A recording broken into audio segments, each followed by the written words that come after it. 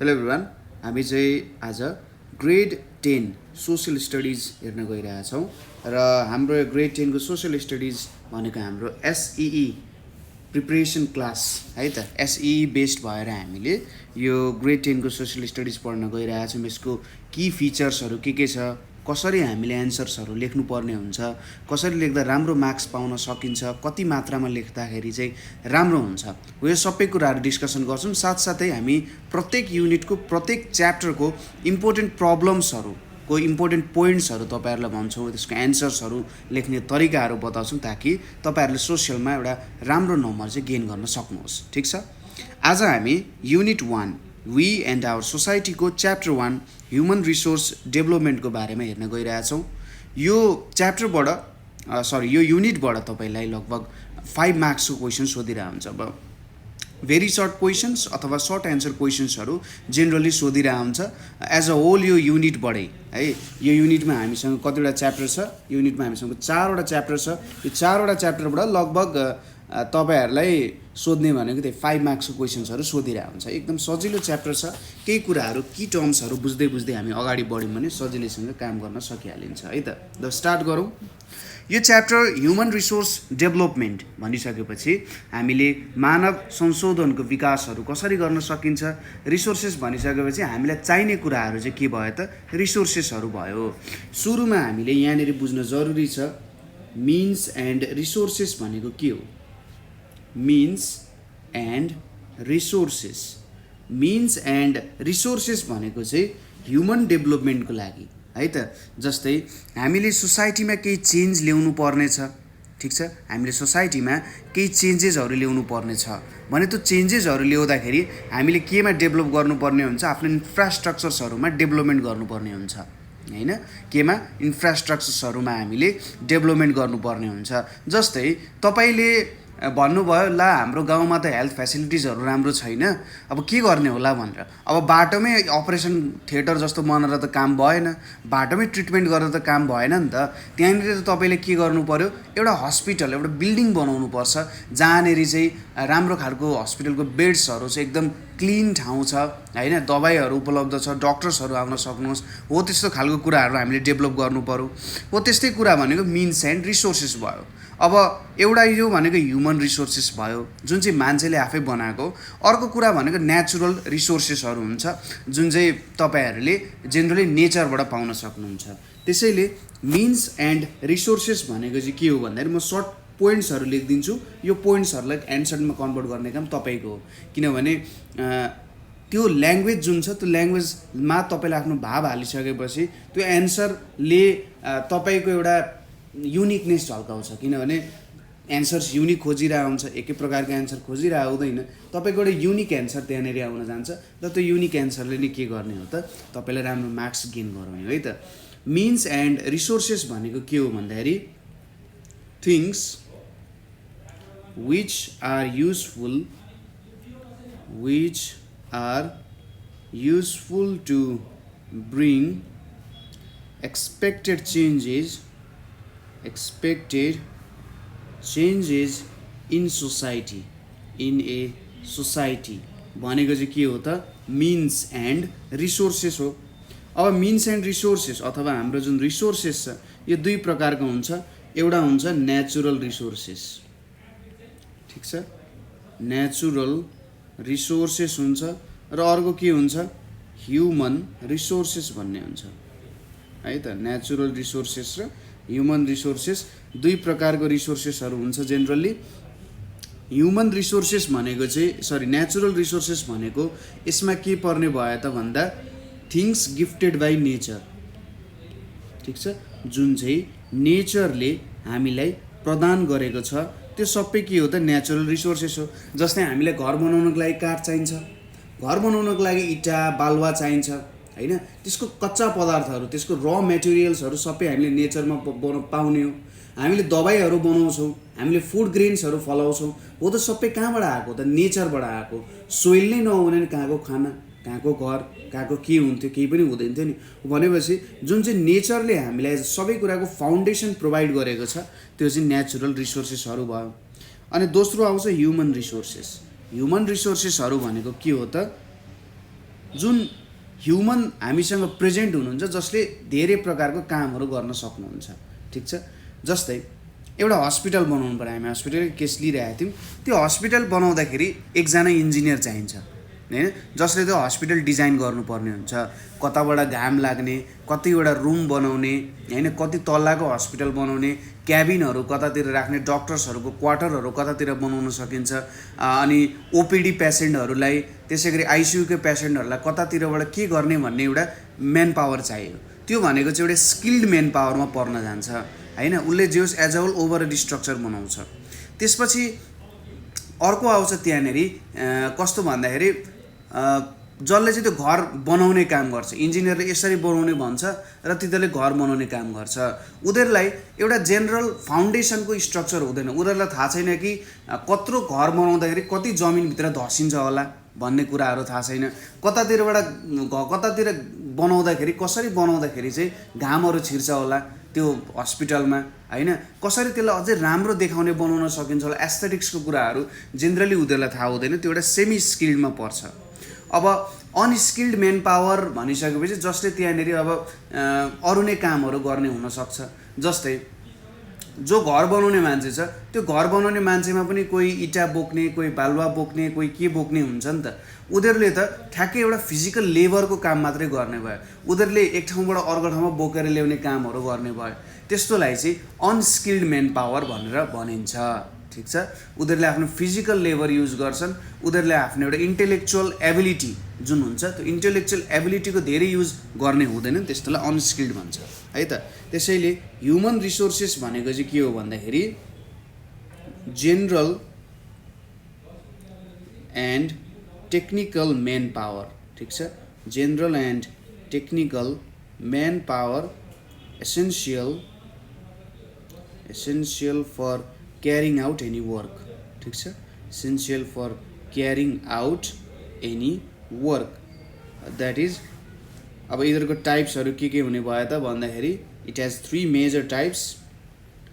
It has 3 major types र यो major टाइप्समा के पर्ने भयो त? पहिलो भनेको स्किल्ड म्यान पावर पर्ने भयो, दोस्रोमा सेमी स्किल्ड पर्ने भयो, सेमी स्किल्ड, र फाइनली के पर्ने भयो त? अनस्किल्ड म्यान पावरहरू यसमा पर्ने भए। ठिक छ, स्किल्ड, सेमी स्किल्ड र अनस्किल्ड म्यान पावरहरू चाहिँ यहाँनिर पर्ने भयो है त। त्यसपछि अर्को आउँछ हाम्रो सर्ट टर्म र लङ टर्म ह्युमन रिसोर्स भनेर आउँछ। ठिक छ, बुझिराख्नु भएको छ यहाँनिर के रहेछ त हाम्रो टर्म भन्दाखेरि सर्ट टर्म र अर्को के छ long term human resource. Long term HR भनेर पनि लेखिन्छ। एचआर भनेको चाहिँ ह्युमन रिसोर्सहरू भयो। ठिक छ, अब ह्युमन रिसोर्स भनेको चाहिँ मानव एउटा के भयो त? मानव संसाधनहरू जस्तो भयो होइन त, संसाधन जस्तो भयो। रिसोर्सेस भनेको कहीँनिर युज गर्ने कुरा भयो। अब सर्ट टर्म ह्युमन रिसोर्स भनिसकेपछि यसले एउटा के मिनिङ दिन जान्छ त भन्दाखेरि जस्तै सर्ट टर्ममा केही कामको लागि हामीले ह्युमन रिसोर्सहरू डेभलप गऱ्यौँ भने त्यो भनेको सर्ट टर्म, अथवा थोरै समयमा कोही एउटा ग्रुप अफ ह्युमन्सहरूलाई चाहिँ हामीले के बनायौँ त भन्दा स्किल्ड, कुनै काममा स्किल्ड बनायौँ भने त्यो सर्ट टर्म ह्युमन रिसोर्स हुन्छ। जस्तै तपाईँहरूले देखिराख्नु भएको छ गाउँघरमा के हुन्छ त, जेनरली यो लुगा सिउने है, लुगा सिउने 1 महिना 1.5 महिना ट्रेनिङहरू हुनसक्छ होइन, हो त्यस्तो ट्रेनिङहरू भयो। त्यसै गरी प्लम्बरको कामहरू भयो, पाइपहरू फिट गर्ने, बिजुलीहरू फिट गर्ने, त्यस्तो कामहरू भयो। अनि यो म्यादी पुलिस होइन, म्यादी पुलिस पनि के हो त? सर्ट टर्म ह्युमन रिसोर्स हो होइन। थोरै समयको लागि जबसम्म यो इलेक्सन चुनावहरू हुन्छ त्यो चुनाव हुँदाखेरि गर्ने कामहरू भयो। ठिक छ, त्यसै गरी इलेक्सनको बारे भन्ने मान्छेहरू जुन हुन्छ गाउँ गाउँमा हुँदै तपाईँले भोट दिनुपर्छ, तपाईँले यस्तो काम गर्नुपर्छ भनेर भन्ने जुन मान्छेहरू हुनुहुन्छ तिनीहरूलाई चाहिँ छोटो समयमा ट्रेन गरेर कुनै एउटा स्पेसिफिक कामको लागि है, त्यो काम लामो समयसम्म पनि चल्न सक्छ, छोटो समयको लागि पनि हुनसक्छ। लामो समयको लागि जस्तै अब घरहरू बन्न छोड्ने होइन, घरहरूमा पाइपहरू पनि हुन्छ, घरहरूमा बिजुलीको सामानहरू पनि हुन्छ, हो त्यस्तोको लागि चाहिने इलेक्ट्रिसियन प्लम्बरहरूले त लङ टर्म काम गर्छन् नि, हो त्यस्तो पनि हुनसक्छ।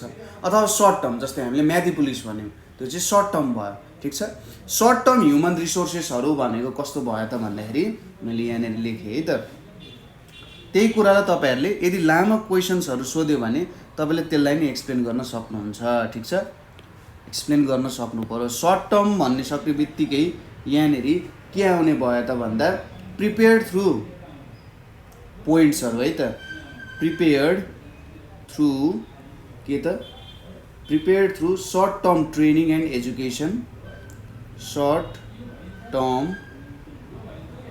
ट्रेनिङ एन्ड एजुकेसन ठीक छ एजुकेसन टु फुलफिल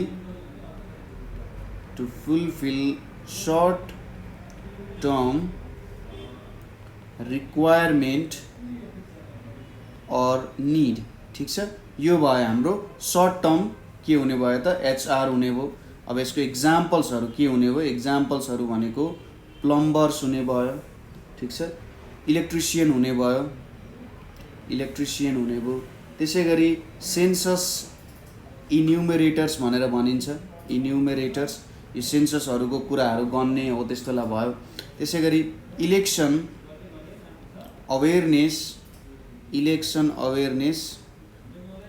क्याम्पेनर्स भनेर भन्छ यिनीहरु चाहिँ हाम्रो सर्ट टर्म एचआर भयो अब यहाँबाट तपाईहरुले लङ टर्म एचआर त सजिलैसँग डिफाइन गर्न सक्नुहुन्छ हैन long term HR long term human resources भनेको लङ टर्म ट्रेनिङ र एजुकेसनको लागि हो र जसले चाहिँ फ्युचरको लागि जस्तै एउटा इन्जिनियर त्यसमा सिभिल इन्जिनियरको कुरा हो सिभिल इन्जिनियरलाई 4 इयर्स बीई पढ्नुपर्छ हैन ब्याचलर्स इन इन्जिनियरिङ 4 इयर्सको गर्नुपर्ने हुन्छ जेनरल नेपालमा ट्रेन्ड त्यो छ अब त्यहाँनेरि डिप्लोमाको कुराहरु पनि आउँछ तर हामी बीई कै कुरा गरौँ उले के गर्छ भन्दाखेरि 4 इयर्सको लङ ट्रेनिङ लिन्छ ट्रेनिङ लिएपछि कुनै ठाउँमा छिरेर उले प्लानिङ्सहरु डेभलपमेन्ट्सहरु गर्छ जस्तै कर्णालीमा ब्रिज बनाउनु पर्यो कर्णालीमा ब्रिज बनाउँदाखेरि उले त 2 दिनको लागि त ब्रिज पक्कै बनाएको हैन हो केही समयमा भत्किन्छ तर उले 2 दिनको लागि त्यो ब्रिज बनाएको हैन उले त 50 वर्ष 60 वर्षसम्म टिकोस् भनेर उले त्यो ब्रिज बनाएको हो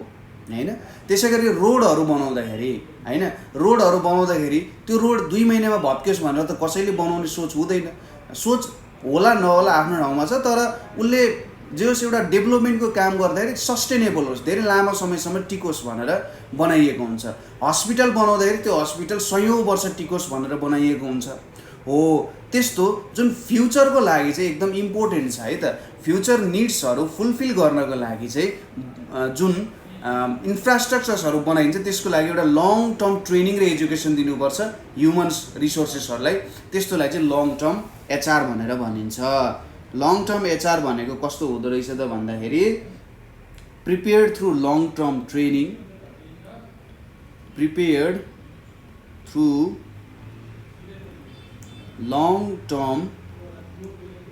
ट्रेनिङ है TRAING training and education to fulfill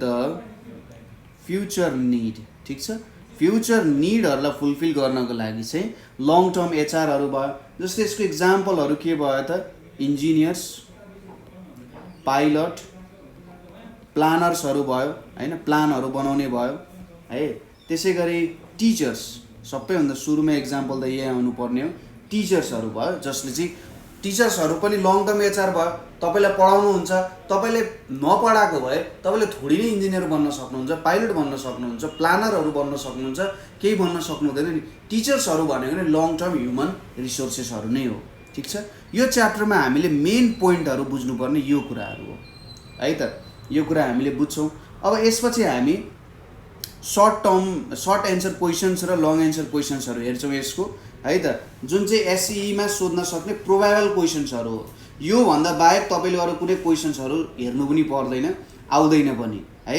यति प्र्याक्टिस गरिसकेपछि तपाईले निर्धक्कसँग एसएलसी मा तपाईले सोचे जस्तो गर्नु भयो भने त्यहाँनेर है एन्सर्सहरु तपाईको अनुसार लेख्नु पर्ने हो है त्यसरी लेख्नु भने गर्न सक्नुहुन्छ हाम्रो अब हेरौं भेरी सर्ट एन्सर क्वेशन्स धेरै छैन यो च्याप्टरहरुबाट धेरै छैन किनभने 4 वटा च्याप्टरबाट 5 मार्क्स आउने हो हैन अब 4 वटा च्याप्टरबाट 5 मार्क्सको क्वेशन सोध्दाखेरि त जो थोरै क्वेशन्सहरु नै सोधिरा हुन्छ है यो क्वेशन्सहरु टिप्दै जानु होला र काहीँनेरि डाउट भयो यसरी बुझिएन अलि राम्ररी एक्सप्लेन गर्नुपर्ने जस्तो लागेछ भने तपाईहरुले हामीलाई कमेन्ट गर्न सक्नुहुन्छ है त क्वेशन के छ भने what should be done to further strengthen the human resource. सोसियलको एक्जाम भनेको अलिकति प्रब्लमेटिकै हुन्छ है। हामीले सोचिरहेको हुन्छौँ धेरै एन्सर लेखेको छ, धेरै पेज थप्या छ, तर किन मार्क्स आउँदैन भन्ने कुरा सोचिरहेको हुन्छौँ। जेनरली के हुन्छ भने यस्तो थ्योरीको सब्जेक्टहरूमा टिचर्सहरूले एक्जामिनरहरूले खोज्ने कुरा भनेको चाहिँ पोइन्ट्सहरू, तपाईँको पोइन्ट्सहरू जुन एन्सरमा लेखिएको छ त्यो पोइन्ट्सहरू कति स्ट्रङ छ भन्ने कुराहरू उसले खोजिरहेको हुन्छ है त। त्यही भएर तपाईँले क्वान्टिटीमा भन्दा पनि क्वालिटीमा धेरै फोकस गर्नुपर्छ है त। तपाईँले जब क्वालिटीमा धेरै फोकस गर्नुहुन्छ, हुनसक्छ तपाईँको क्वान्टिटी थोरै हुनसक्छ, तर क्वालिटीमा फोकस गरिसकेपछि तपाईँको एन्सर्स आफैमा राम्रो हुन जान्छ। 2 पेज एन्सर भन्दा 1 पेज एन्सर राम्रो हुन्छ कति बेला, यदि तपाईँको एन्सरको क्वालिटी राम्रो छ भने है त। ल पहिलो क्वेसन हेरौँ यहाँनिर के रहेछ त। What should be done to further strengthen the human resource development in the context of Nepal? Write your opinion in a sentence. उसले के सोध्यो भने नेपालमा जुन ह्युमन रिसोर्स डेभलपमेन्टको लागि तपाईँले के काम गर्दाखेरि चाहिँ तपाईँको सोचमा के काम गर्दा चाहिँ ह्युमन रिसोर्स डेभलपमेन्ट गर्न सकिन्छ अथवा अझै यसलाई स्ट्रङ बनाउन सकिन्छ। जस्तै यसको एउटा कन्टेक्स्चुअल एक्जाम्पल लिने हो भने हाम्रो नेपालमा पनि इन्जिनियर्सहरू छन्, तर नेपालमा 50-100 वर्ष नभइकन रोडहरू भत्किन्छन्। अब उनीहरूलाई कस्तो खालको ट्रेनिङ दिन सकिन्छ ताकि त्यो रोडहरू अझै राम्रो बनाउन सकियोस्। जस्तै हाम्रो कोटेश्वर खण्डको सडक छ जुन, र हाम्रो सिन्धुली खण्डको सडकहरू जुन छ त्यो चाइनिजहरूले र जापानिजहरूसँग मिलेर बनाएको रोडहरू हो। त्यो रोडहरू धेरै वर्ष भइसक्यो, त्यही पनि जुन तरिकाले तिनीहरू डिग्रेड हुनुपर्ने हो अरू रोड हेरेर तिनीहरू डिग्रेड भएको छैन। हो त्यस्तो खालको ह्युमन रिसोर्स कसरी डेभलप गर्न सकिन्छ होला, हो त्यसको लागि के लेख्न सकिन्छ भन्ने कुरा चाहिँ यहाँनिर सोधिरहेको छ। ठिक छ। नेपालको लागि चाहिँ के चाहियो त भन्दा अब यसको लागि के हुनु पर्यो भन्दाखेरि धेरै प्राइभेट र जस्तै सुरुमा त के हुनु पर्यो, यदि दबाई बनाउने मान्छेले नै दबाईमा राम्ररी काम गर्दैन भने त्यो दबाई कि त नराम्रो पनि हुन्छ कि त दबाईले कामै गर्दैन हैन। त्यसै गरी यदि पाइलटले प्लेन राम्ररी चलाएन भने प्लेन क्र्यास हुन्छ। ठिक छ। र यदि ऊ पाइलटलाई यदि नराम्रो कन्डिसन्स एक्सट्रिम कन्डिसन्सहरूमा कसरी काम गर्न सकिन्छ भन्ने कुराहरू सिकाइएन भने त त्यो पाइलटले पक्कै पनि राम्ररी काम गर्न सक्दैन। ठिक छ। अब हुनसक्छ कुनै बेला तपाईँले सानो माछा मार्न आउँछ, तर तपाईँले अब वेल माछा नै पक्रिनु भयो भने त्यसलाई कसरी तपाईँले चाहिँ बाहिर ल्याउन सक्नुहुन्छ त, त्यो कुरा त बुझ्नुपर्छ नि। हो यो ट्रेनिङ दिने कुराहरूमा तपाईँहरूले पोइन्ट्सहरू लेख्न सक्नुहुन्छ। के लेख्न सक्नुहुन्छ भने ह्युमन रिसोर्स त हामीलाई चाहिन्छ, के गर्नु पर्यो भने public and private sectors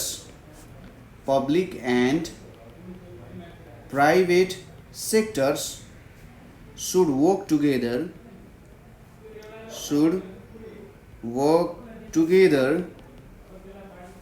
to identify the required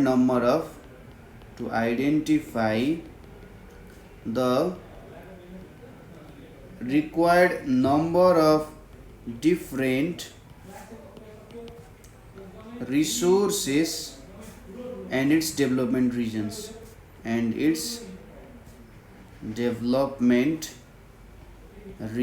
ठिक छ।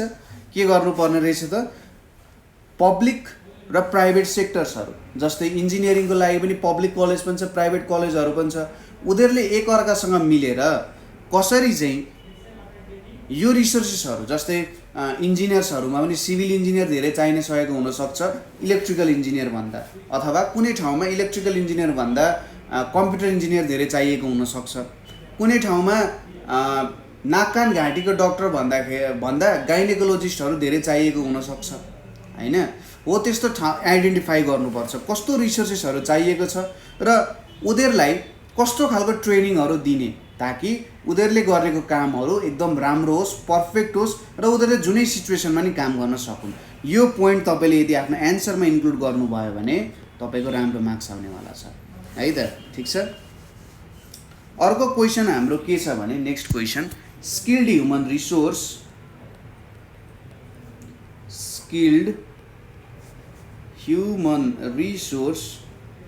is the foundation is the foundation of prosperous Nepal.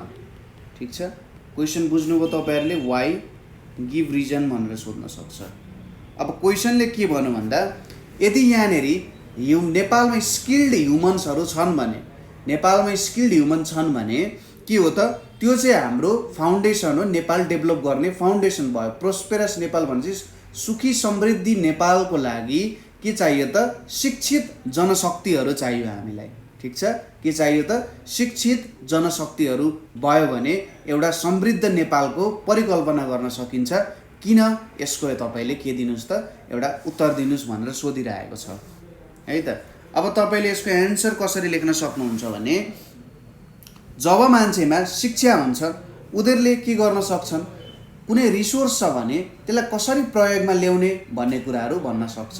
जस्तै एउटा आयुर्वेदको विज्ञ मान्छे छ है, त्यो आयुर्वेदको विज्ञ मान्छे छ भने उनले के देख्छ त भन्दाखेरि त्यो बिरुवा बोट बिरुवाहरुमा के देख्छ, औषधि देख्छ। उनले एउटा नर्मल आँखाले है यो त बोटो केही पनि छैन भनेर देख्छ, तर एउटा आयुर्वेदको विज्ञ मान्छेले त्यसमा के देख्छ, दबाई देख्न सक्छ हैन। एउटा नर्मल मान्छेले ढुङ्गामा के देख्छ त, ढुङ्गा मात्रै देख्छ हैन, तर एउटा ढुङ्गाको मूर्ति कुद्ने मान्छेले त्यसमा भगवान देख्न सक्छ हैन। हो त्यस्तो कुराहरु आउँछ नि त। हो के गर्ने भयो त भन्दाखेरि जब मान्छे स्किल्ड हुने भयो, उसले जुन ठाउँमा आफ्नो स्किल पाएको छ त्यो आफ्नो ठाउँमा पाएको स्किलले उसले देख्ने दुनियाँको तरिका नै बेग्लै हुन्छ क्या। हो त्यस्तो हुन्छ है। त्यसैले स्किल्ड मेन पावरहरु चाहिँ चाहिने भयो, किनभने उसले जुनै पनि ठाउँमा डेभलपमेन्टको कामहरु, विकासको कामहरु उसले देख्न सक्छ र त्यसलाई अमल गर्न पनि सक्छ, त्यसलाई अगाडि बढाउन पनि सक्छ।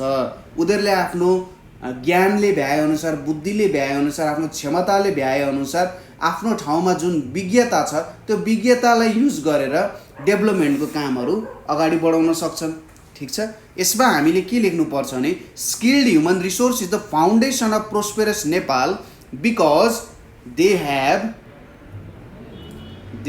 have special knowledge,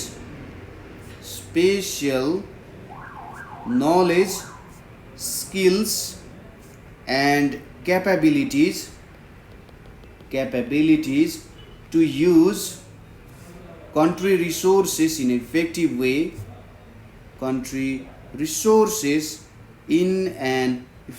way, ठीक छ, in an effective way and bring positive changes in various aspects of the country। ठीक छ, हो यस्तो यो कुरा लेख्न सक्नुहुन्छ। अहिलेको कुरा भनेको तपाईले बुझ्ने कुरा भयो। अब त्यसलाई तपाईले सर्ट एन्सरमा सोध्यो भने लेख्न सक्नुहुन्छ। सर्ट एन्सर्सहरु, यस्तो क्वेशन्सहरु लेख्दाखेरि तपाईले एकदम सटिक भएर लेख्नु पर्यो। अब हुन त तपाईहरुले मैले भनेको एक्जाम्पल्सहरु पनि दिन सक्नुहुन्थ्यो, तर त्यो एक्जाम्पलले तपाईहरुको मार्क्स बढ्ने होइन, तपाईमाथि लोड बढ्छ। किन लोड बढ्छ भन्दाखेरि अरु क्वेशन्सहरु पनि भ्याउनु पर्ने छ। त्यसैले एकदम सटिक बनाउने, आफ्नो शब्दहरुमा ध्यान दिने, मैले कति शब्द लेख्नु पर्छ र के कुराहरुले हुन्छ। जस्तै मैले यहाँनेरि नलेजको साटो, यो नलेजको साटो नलेजलाई बुझाउने कुराहरु, जस्तै अघि मैले आयुर्वेदको विज्ञ भने, पाइलटको कुरा गरे, एउटा ढुङ्गाको मूर्ति बनाउने मान्छेको कुरा गरे, त्यो लेख्न सक्थे। तर त्यो सबैलाई समाहित गर्ने के हुन्छ त कुरा भन्दा, नलेज र स्किल्स भन्ने कुरा मैले लेख्थे भन्दा त्यो सबै कुराले एकै ठाउँमा कलेक्टिभ रूपमा एक्सप्लेन गर्यो नि त यो कुराले हैन। त्यसरी तपाईहरुले सर्ट एन्सर्सलाई डिल गर्ने, तपाईले त्यसलाई लेन्दी बनाउने काम नगर्ने, तर त्यो सबैले एज अ कलेक्सन लेख्नु पर्ने। यही कुरा सर्ट एन्सर क्वेशन्समा आयो भने तपाईहरुले त्यसलाई थोरै लेन्दी बनाउन सक्नुहुन्छ, एक्सप्लेन गर्न सक्नुहुन्छ, तर सर्ट एन्सरमा आउँदा एकदम सटिक रूपमा उत्तर दिने है त। अब टाइप बी को क्वेशन्सहरु छ। टाइप बी भनेको चाहिँ सर्ट एन्सर क्वेशन्सहरु भयो। हामीले अघि भेरी सर्ट एन्सर हेर्यौं। अब सर्ट एन्सर क्वेशन्सहरु कस्तो लेख्न सक्नुहुन्छ भन्ने कुराहरु भयो है त। पहिलो क्वेशन छ हाम्रो, define human resource development.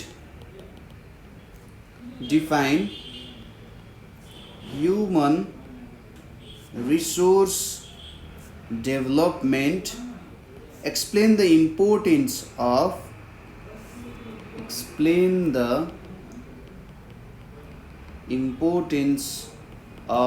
Human resource development in Nepal, human resource development in Nepal भनेर भन्यो। ठिक छ, यो हाम्रो सर्ट एन्सर क्वेसन्सहरू भयो। अब यसको एन्सर हामी लेख्ने प्रयास गरौँ है त। ह्युमन रिसोर्स डेभलपमेन्टलाई डिफाइन गर्नु पर्यो र नेपालमा ह्युमन रिसोर्स डेभलपमेन्टको इम्पोर्टेन्स के छ त्यो कुरालाई एक्सप्लेन गर्ने।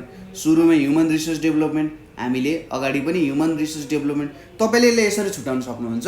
ह्युमन रिसोर्स र डेभलपमेन्टको डेफिनेसन, डेभलपमेन्ट भनेको विकास, ह्युमन रिसोर्स भनिसकेको चाहिँ हामीले अगाडि भनिसक्यौँ। यो ह्युमन रिसोर्स र डेभलपमेन्टलाई जोडेर तपाईँले एन्सर्सहरू लेख्न सक्नुहुन्छ। ठिक छ, कसरी लेख्न सक्नुहुन्छ त यसलाई भने म पोइन्ट्सहरू लेखिदिन्छु है त। तपाईँहरूलाई मैले दिने एन्सरहरू भनेको पोइन्ट्सको फर्ममा हो, ताकि यसलाई तपाईँहरूले आफ्नै एन्सर्सको रूपमा प्रयोग गर्न सक्नुहोस्। पहिलो पोइन्ट्स भनेको हाम्रो जुन डेफिनेसन सोधेको छ त्यो डेफिनेसनमा जान्छ। हामीले दोस्रो कुरालाई अहिले एकछिन नहेरौँ।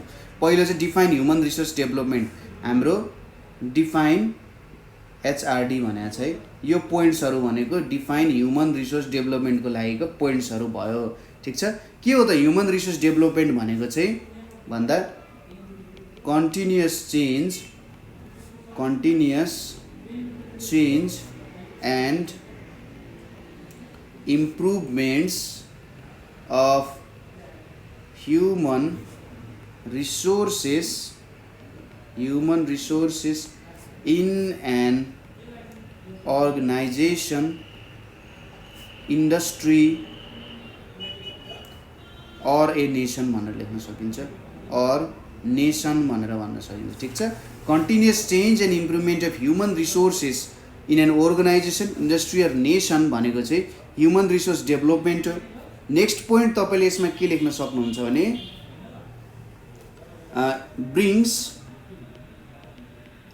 brings multi-dimensional, ठीक छ, brings multi-dimensional changes in performance, multi-dimensional change in performances and working procedures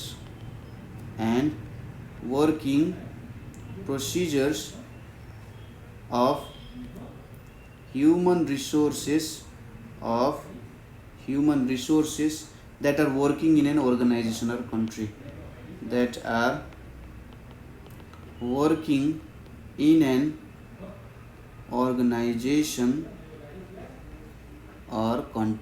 ठिक छ, यसरी तपाईँहरूले लेख्न सक्नुहुन्छ। यो भयो हाम्रो पहिलो डेफिनेसनको। पहिलो कुराले हामीले डिफाइन गर्यौँ human resource development is continuous change and improvement of human resources in an organisation, industry or nation भनेर भन्यो। दोस्रो एन्सरले चाहिँ के भनौँ भन्दा ह्युमन रिसोर्सले कसरी के काम गर्छ त भन्ने कुरा थोरै एक्सप्लेन गर्यो। चेन्ज त ल्यायो, तर यसले कस्तो खालको चेन्ज ल्याउने रहेछ, एउटा मल्टी डाइमेन्सनल चेन्ज ल्याउँदो रहेछ। केमा? पर्फर्मेन्स र वर्किङ प्रोसिड्युर। त्यही त हो नि, तपाईँले स्किल पाउनु भनेको के हो त, तपाईँले गर्ने काम चाहिँ अझै राम्ररी गर्न सक्नुहोस् भन्ने काम हो। तपाईँ मूर्ति बनाउँदाखेरि त्यत्तिकै पनि बनाउन सक्नुहुन्छ, तर जब तपाईँसँग स्किल हुन्छ त्यति बेला तपाईँले कसरी चाहिँ कहाँनिर मैले कुद्दाखेरि राम्रो रिजल्ट आउँछ भन्ने कुरा बुझ्नुहुन्छ हैन। तपाईँले त्यत्तिकै फुटबल खेल्नु र ट्रेनिङ पाउनु भनेको त डिफ्रेन्ट कुरा हैन। नभए त सबैजना लियोनल मेसी, क्रिस्टियानो रोनाल्डो भइहाल्दैन हैन, किनभने त्यहाँनिर उनीहरूले ट्रेनिङ पाएपछि मैले कसरी बल हान्दाखेरि चाहिँ कतातिर जान्छ, म कसरी कुद्नु पर्यो, म कुन पोजिसनमा बसेर खेल्नु पर्यो, हो त्यसरी बुझेँ नि त। त्यसरी नबुझी त हुँदैन। त्यो अनुसार multi dimensional change in performance and working procedure, उनीहरूको वर्किङ प्रोसिड्युर र पर्फर्मेन्सेसमा मल्टी डाइमेन्सनल चेन्ज ल्याउने भयो। नेक्स्ट भनेको हामीले इम्पोर्टेन्स, नेपालमा ह्युमन रिसोर्स डेभलपमेन्टको इम्पोर्टेन्स के छ त्यो पोइन्टलाई हामी एक्सप्लेन गरौँ। जस्तै के गर त भन्दा हामीलाई धेरै ठाउँमा धेरै मेन पावर्सहरू चाहिएको हुन्छ।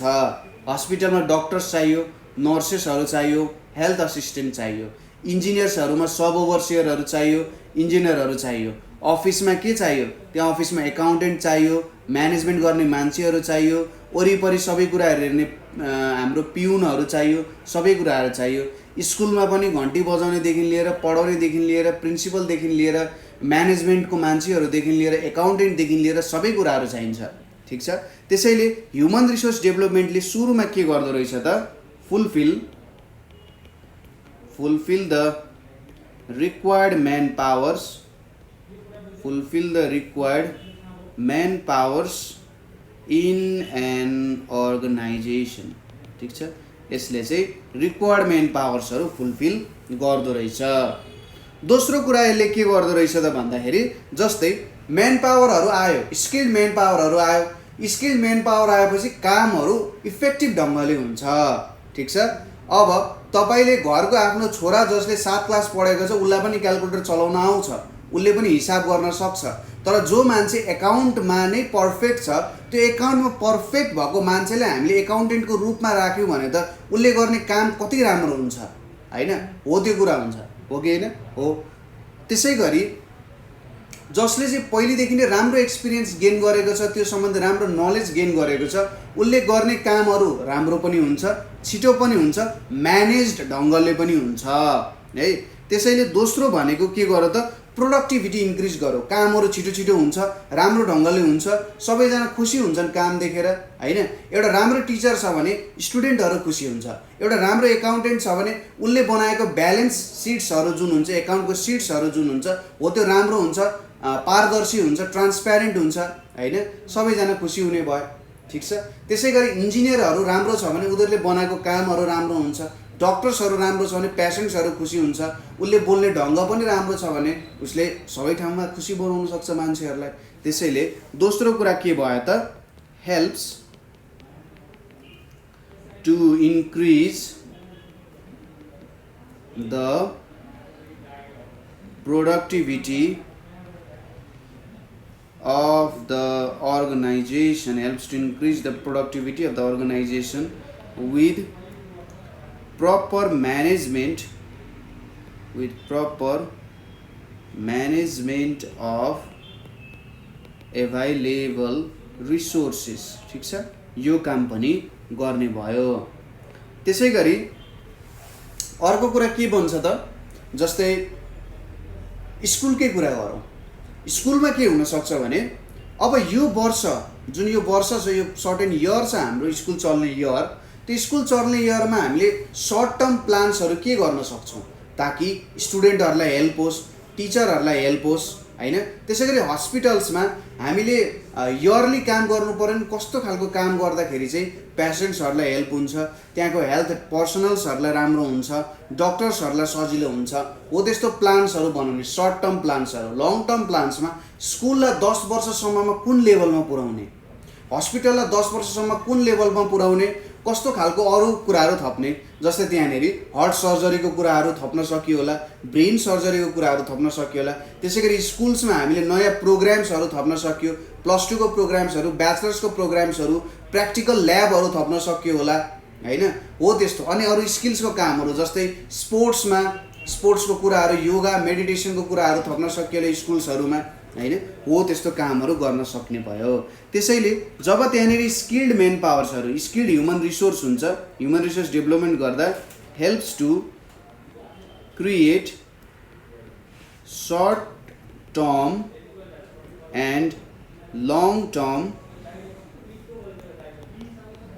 plans, policies and programs of organization growth and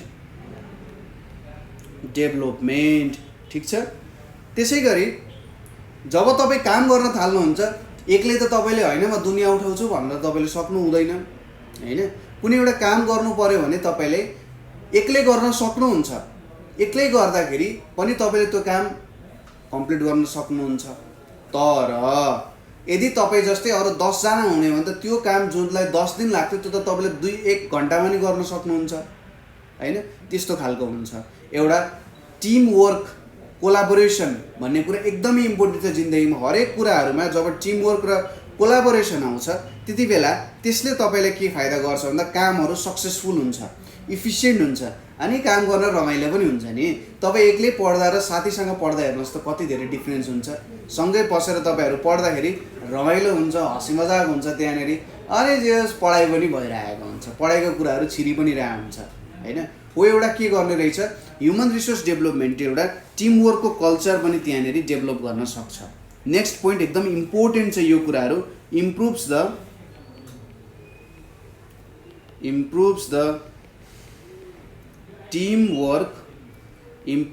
teamwork culture of workers in the organisation.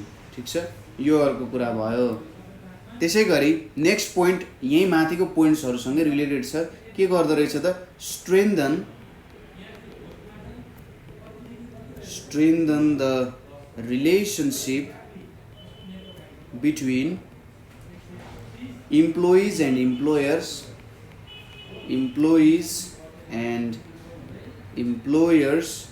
that support to achieve organization goal। ठिक छ, यो पोइन्ट त तपाईहरुले पक्कै नै बुझ्नुहुन्छ होला है त। ल यो भयो हाम्रो पहिलो एन्सर। क्वेसन छ हाम्रो नेक्स्ट क्वेसन हाम्रो के छ त भन्दा what plan has been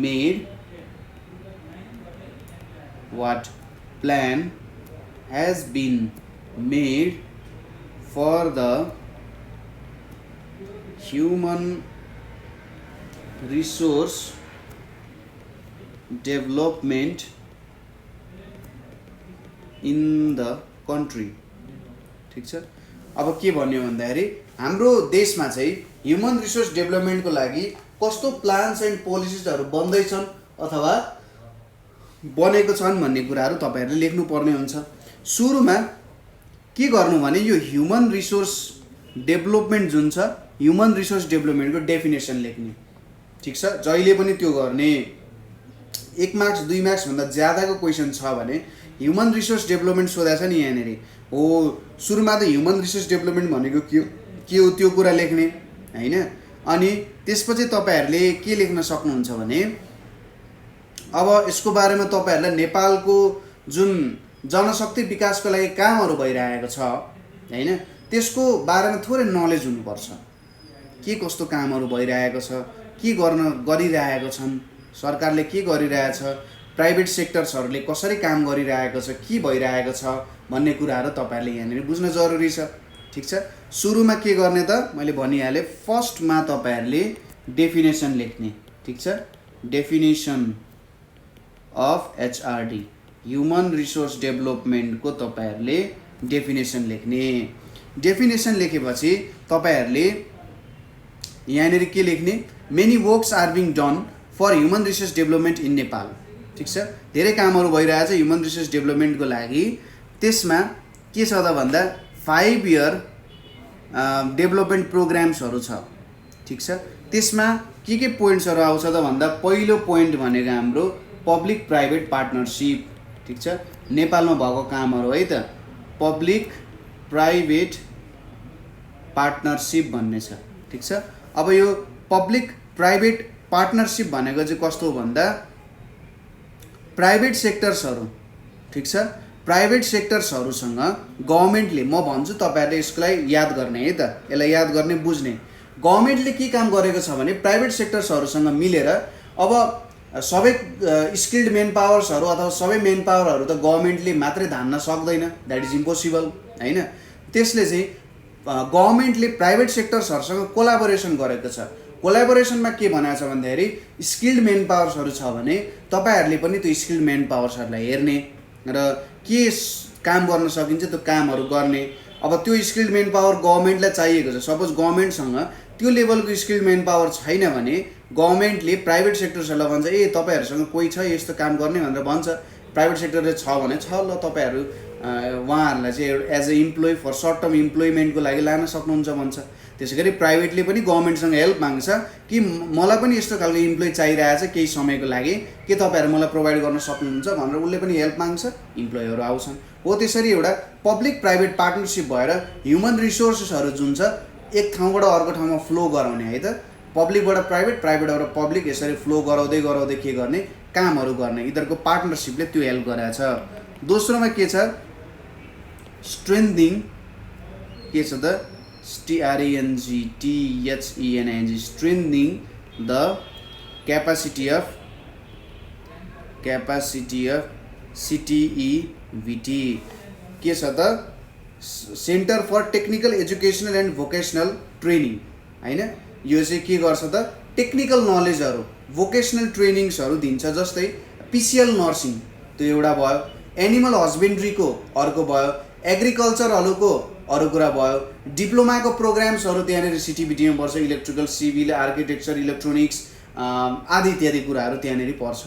यो चाहिँ 3 इयर्स प्रोग्राम पनि हुनसक्छ, 2 इयर्स प्रोग्रामहरू पनि हुनसक्छ, 1 इयर प्रोग्रामहरू पनि हुनसक्छ। त्यसले कोही मान्छेहरूलाई जबहरू चाहिएको हुनसक्छ हैन। हो सबैको घरको एउटै खालको हालत हुँदैन, कोही एकदम धनी घरबाट पनि हुनसक्छ, कसैको इकोनोमिक स्ट्याटस एकदम पुवर पनि हुनसक्छ हैन। हो त्यस्तो कन्डिसन्सहरूमा गभर्मेन्टले CTBT प्रोग्राम्सहरूद्वारा के हेल्प गर्यो त भन्दाखेरि त्यो ह्युमन्सलाई चाहिँ स्किल्ड बनाउने काम गर सर्ट पिरियड अफ टाइममा, ताकि उनीहरूले जब पाउन्, जब पाएर कामहरू गर्न सकुन्। ठिक छ। हो अब यसको लागि त CTBTलाई स्ट्रङ बनाउनु पर्यो नि। जस्तै हामीले प्लम्बिङको प्रोग्रामहरू, इलेक्ट्रिसियनको प्रोग्रामहरू दिइरहेको छौँ भने त्यहाँनिर अझै राम्रोसँगले कसरी दिन सकिन्छ, किनभने टेक्नोलोजी त हरेक दिन चेन्ज भइरहेको छ, हरेक टाइममा टेक्नोलोजीमा चेन्ज आइरहेको छ। त्यो टेक्नोलोजीलाई आत्मसात गर्नको लागि त के गर्नुपर्ने हुन्छ, CTBTको कोर्सेसहरू, कोर्सको डिजाइन्सहरू, CTBTको प्रोग्राम्सहरू सिकाउने मान्छेहरूलाई ट्रेनिङ दिनुपर्ने हुन्छ हैन। हो त्यसको लागि CTBTलाई स्ट्रेन्थ गर्नुपर्ने काम छ हैन, जसको कारण चाहिँ विभिन्न स्किल्ड म्यान पावर्सहरू डेभलप हुन सकोस्। तेस्रोमा के गरिरहेछ भन्दा matching labour demand and supply, matching labour demand and supply. ठिक छ। के गरिरहेछ त भन्दाखेरि अब कुनै ठाउँमा एक प्रकारको ह्युमन रिसोर्सेसहरू चाहिएको हुनसक्छ, कुनैमा नचाहिएको हुनसक्छ हैन। कुनै ह्युमन रिसोर्सेसहरू धेरै चाहिएको हुनसक्छ, कुनै एकदम कम चाहिएको हुनसक्छ, न्यून मात्रामा चाहिएको हुनसक्छ। जस्तै हाम्रो के छ भन्दाखेरि सिभिल इन्जिनियर्सहरू धेरै चाहिएको हुन्छ, तर BSc फिजिक्स अथवा मास्टर्स इन फिजिक्स पास गरेको मान्छेहरूको जुन डिमान्ड छ त्यो कम छ, किनभने नेपालमा त फिजिक्सको ल्याबहरू त छैन जसमा फिजिसिस्टहरू काम गर्न सकुन् हैन। त्यसरी ल्याबहरू बनिएको छैन। तर सिभिल इन्जिनियर्सहरू त एउटा प्र्याक्टिकल कामहरू गरिरहेको हुन्छन्, उनीहरूको डिमान्ड चाहिँ जेनरली धेरै हुन्छ। अब गभर्मेन्टले के गर्नु पर्यो भने के BSc फिजिक्स पास गरेको मान्छेले चाहिँ घरमा चिउरा कुटाएर त बसाउने काम भएन, उसमा त स्किल छ, उसमा पढाउने स्किल छ, उसमा बुझाउने स्किल्सहरू छ। हो त्यस्तो स्किल्सहरूलाई पनि गभर्मेन्टले चाहिँ ठिक ठाउँ दिन सक्नु पर्यो। उसले त्यति बेला के गर्नु पर्यो, लेबरको डिमान्ड र सप्लाईलाई मेन्टेन गर्न सक्नु पर्यो। सिभिल इन्जिनियर्स धेरै चाहिएको छ भने सिभिल इन्जिनियर्स पनि फुलफिल गर्न सक्नु पर्यो, र जुन फिजिक्स पढेको मान्छेहरू छ, केमिस्ट्रीको पढेको मान्छेहरू छ, उनीहरूलाई पनि ठिक ठाउँमा ठिक एउटा पैसा दिएर चाहिँ काम लाउन सक्नु पर्यो। म्याचिङ लेबर डिमान्ड र सप्लाई उनीहरूलाई पनि युटिलाइज गर्न सक्नु पर्यो। नभए त सबै विदेश जाने भइहाल्यो नि, विदेश गएर काम गर्ने भयो हैन। हुन सक्ला उनीहरूले आफ्नो लेभलको भन्दा, आफ्नो पढाइको लेभलभन्दा कम लेभलको कामहरू पाइन सकियोस्। विदेशमा पनि धेरै नेपालको प्रोफेसर्सहरू गइराख्नु भएको छ। प्रोफेसर्सहरू आफूले पढेको लेभलभन्दा तल्लो लेभल जुन हुन्छ, अब कामको लेभल त हुँदैन तर आफ्नो स्किल्सभन्दा बाहिरको कामहरू गरिराख्नु भएको छ है। त्यसैले गभर्मेन्टले के गरिरहेछ, लेबर डिमान्ड र लेबर सप्लाईहरूलाई मेन्टेन गर्ने काम गर्नु पर्यो। जुन फिल्डमा एक्सपर्टिज चाहिएको छ त्यतातिर पुर्याउन सक्ने काम गर्नुपर्छ। नेक्स्ट भनेको क्वालिटी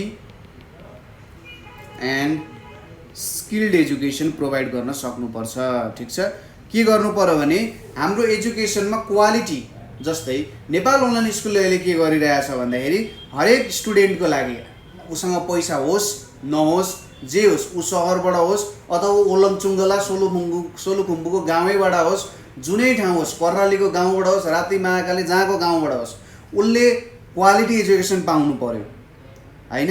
र उसमा स्किल हुनु पर्यो, किनभने थ्योरिटिकल नलेजले मात्रै काम गर्दैन, उसले चाहिँ प्रोफेसनल लेभलमा काम गर्न सकोस् भनेर नेपाल अनलाइन स्कुलले काम गरिरहेको छ। हो गभर्मेन्टले पनि त्यही काम गरिरहेछ कि क्वालिटी एन्ड स्किल्ड एजुकेसन चाहिँ प्रत्येक विद्यार्थीलाई प्रोभाइड गर्न सकोस् ठिक छ, हो त्यसको काम उसले गर्न सक्नु पर्यो, ताकि ऊ एउटा नेप्लिज मार्केटमा मात्रै होइन, ऊ इन्टरनेसनल मार्केटमा पनि काम गर्न सकोस्।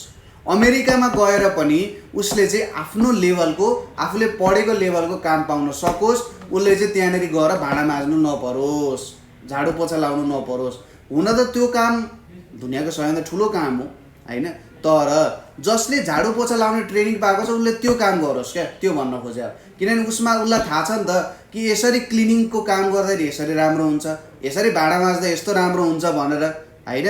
अब जसलाई भाँडा माझ्नै आउँदैन उसलाई भाँडा माझ्ने लगाएर काम भयो त भएन नि त, उसले त आफ्नो स्किल अनुसार काम गर्न सक्नु पर्यो क्या। अर्को के छ भने स्टुडेन्ट एक्सचेन्ज प्रोग्राम्स, ठिक छ, यो धेरै भइरहेको हुन्छ। जेनरली हाम्रो चाहिँ चाइना र इन्डियामा स्टुडेन्ट एक्सचेन्ज प्रोग्राम्सहरू जेनरली हामीले देख्न सक्छौँ। जस्तै स्टुडेन्ट एक्सचेन्ज प्रोग्राम्सले फाइदा के गर्छ भन्दाखेरि एउटा नेपाली स्टुडेन्ट जब चाइनामा जान्छ उसले चाइनाको कल्चर सिक्छ, पहिलो कुरा ट्रेडिसनहरू सिक्छ, कसरी पढ्दो रहेछन् भन्ने कुराहरू सिक्छ, कसरी काम गर्दो रहेछन् भन्ने कुराहरू सिक्दो रहेछ, कति खर्चन त्यहाँको मान्छेहरू काम गर्दाखेरि त्यो कुराहरू सिक्छ र उसले त्यो कुराहरू नेपालमा आएर सिकाउन सक्छ। त्यस्तो राम्रो कुराहरू टिप्ने हो नि त, अरूको राम्रो कुराहरू लिने हो, ठिक छ। अरूको नराम्रो बानीहरू छ भने त हेर्नु परेन, तर राम्रो कुराहरू छ भने त्यो राम्रो कुराहरू हामीले सिक्नुपर्छ, त्यो राम्रो कुराहरू सिक्ने बानी बसाल्नुपर्छ। हो यसरी स्टुडेन्ट एक्सचेन्ज प्रोग्राम्सहरूले के फाइदा गर्छ भन्दाखेरि एउटा देशलाई अर्को देशको कल्चरहरू सिकाएर हामीले राम्रो बनाउने काम गर्छ। जस्तै सार्कहरूमा स्टुडेन्ट एक्सचेन्ज प्रोग्राम हुन्छ। हाम्रो सार्क अर्गनाइजेसन जुन छ, South Asian Association for Regional Cooperation, यो अर्गनाइजेसनहरूसँग मिलेर के गर्न सक्यो भन्दा प्रत्येक देशमा स्टुडेन्ट एक्सचेन्ज प्रोग्राम्सहरू गरेर स्कलरसिप स्किम्सहरू राखेर चाहिँ हामीले स्टुडेन्ट्सहरूलाई पठाउन सक्ने भयौँ, ठिक छ। यो कुराहरू भयो, यो पोइन्टलाई तपाईँलाई एक्सप्लेन गर्नु पर्यो। नेक्स्ट क्वेसन हाम्रो के छ भने what are the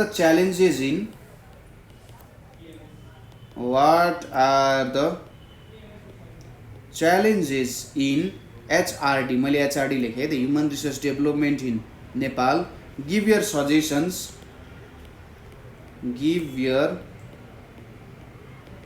suggestions to overcome the challenges. अब यो च्यालेन्जेसहरूलाई ओभरकम गर्न के गर्नुपर्छ यसले भनिरहेछ। सुरुमा मैले भनेअनुसार के लेख्नु पर्यो, सुरुमा हाम्रो यो ह्युमन रिसोर्स डेभलपमेन्टको तपाईँहरूले के गर्नु पर्यो त डेफिनेसन लेख्नु पर्यो, ठिक छ। फर्स्ट कुरा यो आउन गयो, यसको डेफिनेसन लेख्नु पर्यो के हो भनेर। त्यसपछि के लेख्ने, there are various challenges in HRD in Nepal भनेर लेख्ने, ठिक छ। अनि द मेजर च्यालेन्जेस आर भनेर लेख्ने। अब यसको टेबल फर्मेटमा काम गर्नु भने त अझै बेस्ट हुन्छ, ठिक छ। यस्तो टेबल फर्मेट एउटा बनाउने, टेबल बनाउने, एउटा पोइन्ट वाइज एन्सर लेखिसकेपछि तपाईँलाई फाइदा के हुने हो भने त्यसबाट चाहिँ तपाईँहरूले राम्रो एन्सर पाउन सक्नुहुन्छ अथवा राम्रो मार्क्स गेन गर्न सक्नुहुन्छ है त, जब यसरी तपाईँ टेबल बनाएर काम गर्नुहुन्छ, ठिक छ। त्यसैले टेबल बनाउने कोसिस गर्नुहोस् है। टेबल बनाउँदाखेरि जे होस् बेफाइदा केही पनि हुँदैन, फाइदा हुन्छ है। यतापट्टि मैले राखेँ, यहाँसम्म त तान्नै पर्यो, यहाँसम्म तान्नै पर्यो, ल थोरै यता सार्नै पर्यो, ल यहाँनिर आयो। त्यसपछि यसलाई ल यतासम्म मैले तानेँ है त, ल यति कुराहरू आयो। पोइन्ट वाइज एन्सर लेख्ने कोसिस गर्ने, सजिलो हुन्छ, राम्रो एन्सर आउँछ। यहाँनिर हाम्रो च्यालेन्जेसहरू भयो, के च्यालेन्जेसहरू छ र च्यालेन्जेसहरूलाई के सोल्युसन्सद्वारा सल्भ गर्न सकिन्छ, यो कुराहरू भयो। पहिलो च्यालेन्ज भनेको चाहिँ के छ भने ब्रेन ड्रेन भन्ने छ। के हो त यो ब्रेन ड्रेन भनेको? मान्छेको दिमाग खराब गर्नु भन्छ क्या। ब्रेन ड्रेन भनेको चाहिँ अरूको दिमागलाई चेन्ज गरिदिने। कस्तो ब्रेन ड्रेन भयो त भन्दाखेरि मान्छेहरू अब नेपालमा बसेको होइन, हामी एकअर्काको दाजुबहिनी भइसकेपछि हामीले के गर्नुपर्छ, एकदम आफूसँग चाहिँ एकदम ट्रुथफुल कुरा गर्नुपर्छ है त।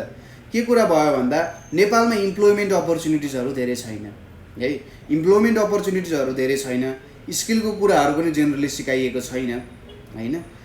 यो प्रब्लमले के गर्यो भन्दाखेरि हाम्रो विदेशतिर जाने, ठिक छ, मान्छेहरू हाम्रो दाजुभाइ दिदीबहिनीहरू विदेशतिर जाने रेट बढ्यो, ठिक छ। नेपालमा त केही पनि छैन, केही पनि कामै हुँदैन, नेपालमा बसेर के गर्न सकिन्छ र भन्ने टाइपको एउटा सोच आयो हैन। अब यो ब्रेन ड्रेन भन्ने जुन कुरा छ यसले के बुझाउँछ भन्दाखेरि नेपालको काम छैन हैन, सिधा कुरा। नेपालमा बसेर काम छैन, नेपालमा हामी केही पनि गर्न सक्दैनौँ, नेपाल भन्ने देशले हामीले केही दिएन भनेर मान्छेमा एउटा मानसिकता डेभलप भएको छ। ठिक छ। अब यो मानसिकता त हामीले चेन्ज गर्नुपर्छ। यो मानसिकता चेन्ज गर्नको लागि के गर्नु पर्यो त, इम्प्लोइमेन्ट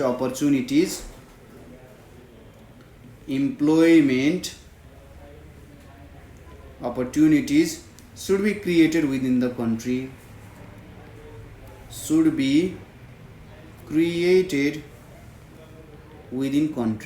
यो गर्नुपर्ने हुन्छ। ठिक छ। यो तपाईले क्रिएट गरिसकेपछि मात्रै यो ब्रेन ड्रेनिङ जुन भइरहेको छ हाम्रो दाजुभाइहरूको, त्यो ब्रेन ड्रेनिङको काम रोकिन्छ। दोस्रोमा के छ हाम्रो, ल्याक अफ सफिसिएन्ट बजेट। नेपालमा जुन डेभलपमेन्टको कामहरू गर्नुपर्ने हुन्छ त्यसको लागि सफिसिएन्ट बजेट छैन। ठिक छ। अब नेपालको बजेट लगभग कति खरब छ नेपालको बजेट। यो आर्थिक वर्षमा त्यो बजेट भाषण हुन्छ, त्यहाँनिर विभिन्न कुराहरूको लागि छुट्याइएको हुन्छ। अब एकचोटि रोडको लागि हेभी बजेट छुट्यायो भने त्यो वर्ष राम्रो हस्पिटल बनाउन सकिँदैन। ठिक छ। अथवा हस्पिटलको लागि बजेट छुट्याइयो भने त्यो बेला तपाईँहरूले पानीको रिसोर्सेसहरूको लागि बनाउन सक्नु हुँदैन, बिजुलीको रिसोर्सेसहरूको लागि डेभलपमेन्ट गर्न सक्नु हुँदैन। ठिक छ। बजेटहरू आएन। अब के गर्नु पर्यो, सफिसिएन्ट बजेट छैन भने चाहिँ बजेट त निकाल्नु पर्यो, पैसा त कमाउनु पर्यो। अब तपाईँले कम पैसा कमाउनुहुन्छ भने तपाईँले अर्को जब गर्नुहुन्छ नि हैन। तपाईँलाई महिनाको 20,000 चाहिएको छ तर तपाईँको जागिरले 10,000 मात्रै दिन्छ भने तपाईँहरूले अर्को जागिर खोजेर 10,000 कमाउनुहुन्छ। ठिक छ। हो। अब ल्याक अफ सफिसिएन्ट बजेट छ भने देशले के गर्नु पर्यो, इन्भेस्टमेन्टको कामहरू गर्नु पर्यो। विदेशबाट कम्पनीहरू आउनुहोस् न त, नेपालमा पनि यस्तो खालको छ, नेपालमा पनि तपाईँ कम्पनी सेटअप गरेर कामहरू गर्नुहोस् भन्ने। अब नेपालमा विदेशीले कम्पनी सेटअप गरिसकेपछि त्यसको रेभिन्यूहरू त्यहाँबाट आउने भयो। हाम्रो नेपाली जनताहरूले के पाउने भयो त, इम्प्लोइमेन्ट अपर्च्युनिटिज पाउने भयो। अब इन्डस्ट्रिजहरू आएपछि स्किल सिक्नु पर्यो, स्किल सिकाउनको लागि त स्किल पनि सिक्ने भयो जनताहरूले, त्यो हुने भयो। यसको लागि के गर्नु पर्यो त, internal and foreign investment should be increased to develop skilled and semi-skilled human resources भनेर आयो त यहाँ। यो कुराहरू आयो। यो कुरा गरिसकेपछि मात्रै अर्को कुरा डेभलप हुने भयो। थर्डमा के छ हाम्रो, lack of proper matching between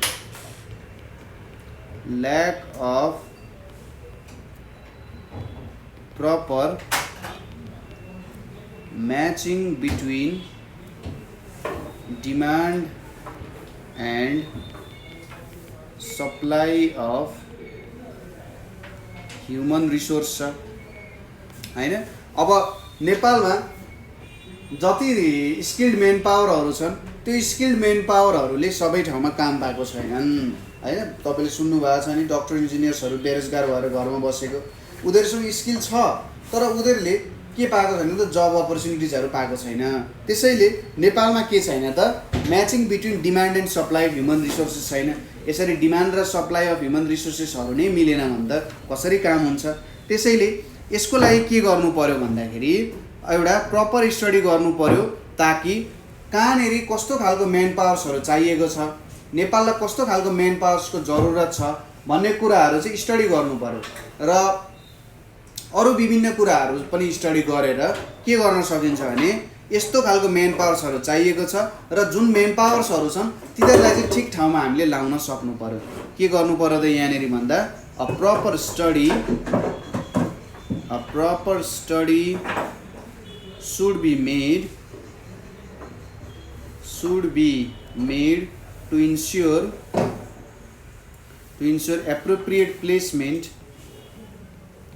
appropriate placement of produced human resource within a country ठिक छ यो अर्को आयो हाम्रो यो कुरा पनि हुनु पर्यो है त यो कुरा पनि त्यहाँनेरि हुनु पर्यो ठिक छ चौथोमा के छ भने हाम्रो फोर्थमा हाम्रो के छ नि lack of proper public and private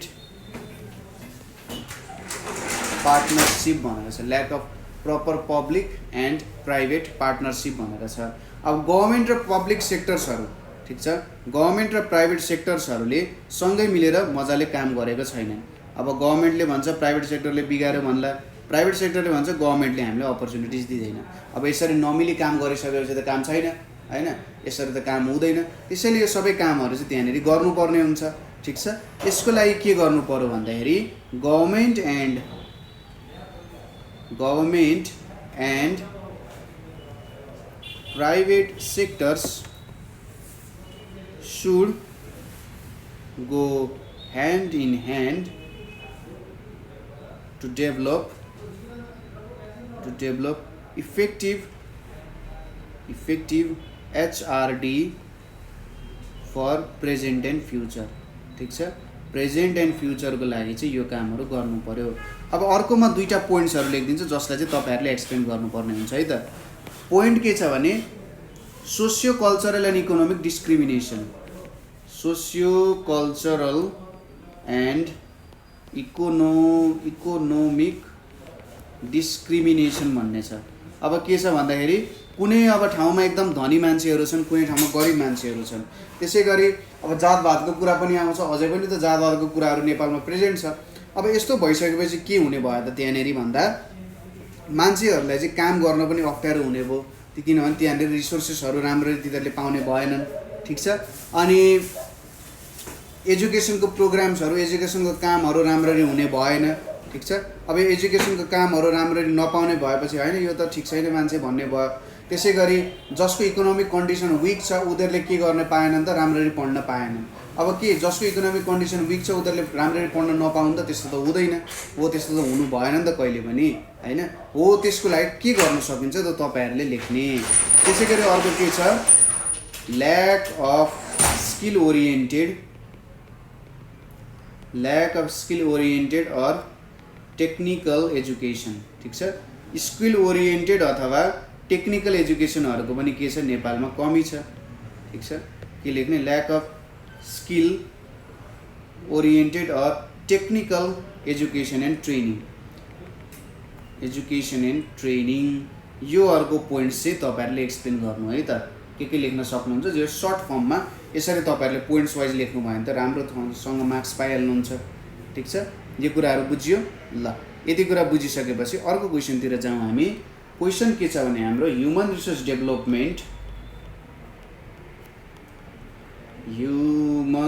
resource development is important for overall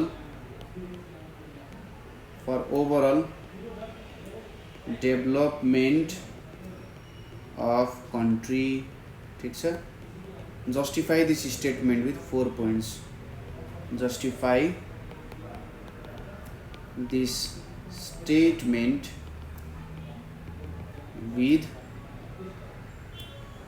4 points ठीक छ human resource development is important for overall development of the country अब यसको बारेमा जस्टिफाई गर्नुपर्ने हुन्छ ठीक छ अब यसको एन्सर लेखौँ सुरुमा ह्युमन रिसोर्स भनेको के हो अथवा ह्युमन रिसोर्स डेभलपमेन्टको डेफिनेसन लेख्नै पर्यो ठीक छ के गर्नु पर्यो एचआरडी को डेफिनेसन लेख्नु पर्यो त्यसपछि अब 4 वटा पोइन्ट्सहरु लेख्नु पर्ने छ हैन के लेख्ने डेफिनेसन लेखिसकेपछि human resource development is important for overall development of country त्यसपछि के लेख्ने because of the following reasons भनेर लेख्ने पहिलो रिजन के लेख्न सक्नुहुन्छ तपाईहरुले पहिलो रिजन तपाईहरुले के लेख्ने भन्दा helps and encourages people to use their potentiality for the development of their native country,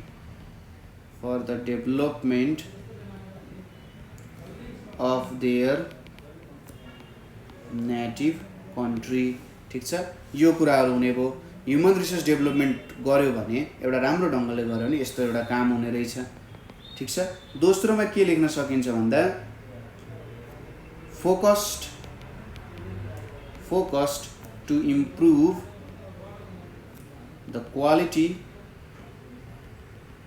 skill and performance of manpower, which helps to accelerate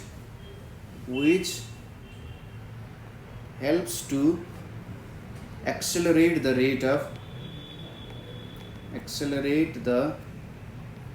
rate of country development. यो काममा पनि यसले गर्ने भयो। तेस्रो पोइन्टमा हामीले के लेख्न सक्छौँ भन्दा insists to prepare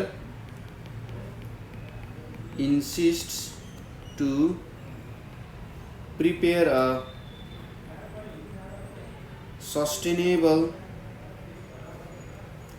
human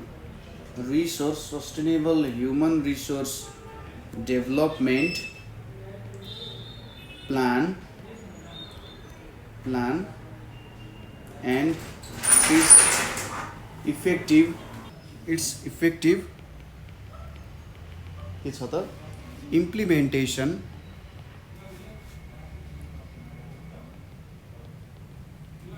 as required for changing circumstances।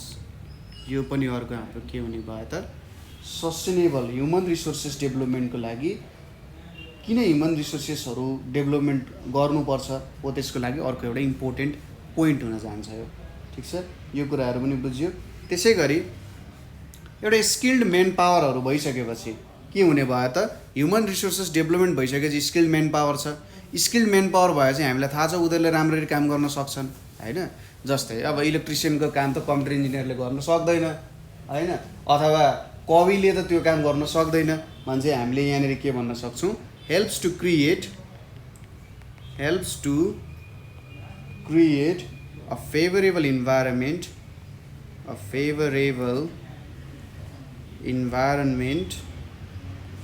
of trust and respect between employees and employers, between employees and employers of organization। ठिक छ। यो कुरा पनि यसले दिने भयो है त। यो कुराहरू बुझ्यो। ल अब अर्को एउटा क्वेसन कस्तो छ भने हामीसँग यहाँ हेर्नुहोस् है त, एकदम इम्पोर्टेन्ट क्वेसन छ है। हामीलाई क्वेसन के दिएको छ भने what is human resource development, what is human resource development, write the process of human resource development, write the process of human resource development। Sir what is human resource development, write the process of human resource development। अब हामीले यहाँनेरि process of human resource development लेख्नु पर्यो सुरुमा हैन। Human resource डेभलपमेन्टको process के छ भनेर लेख्ने। त्यसपछि सर सुरुमा डेफिनेसन लेख्ने, ह्युमन रिसोर्स डेभलपमेन्टको डेफिनेसन लेख्ने। त्यसपछि के लेख्ने ह्युमन रिसोर्स डेभलपमेन्टको प्रोसेस के हो भनेर लेख्ने। प्रोसेस साथसाथै तपाईँहरूले डिस्क्रिप्सन पनि लेख्नुपर्ने हुन्छ कसरी चाहिँ यो के हो भन्ने कुराहरू जब तपाईँले लेख्नुहुन्छ त्यति बेला सजिलो हुन्छ है त। यहाँनिर एउटा टेबल बनाउनुहोस्। यसरी टेबल बनाइसकेपछि यहाँनिर तपाईँहरूले यसरी एउटा लाइन आयो यहाँ, त्यसपछि यहाँनिरसम्म तलसम्म एउटा लाइन बनाउने,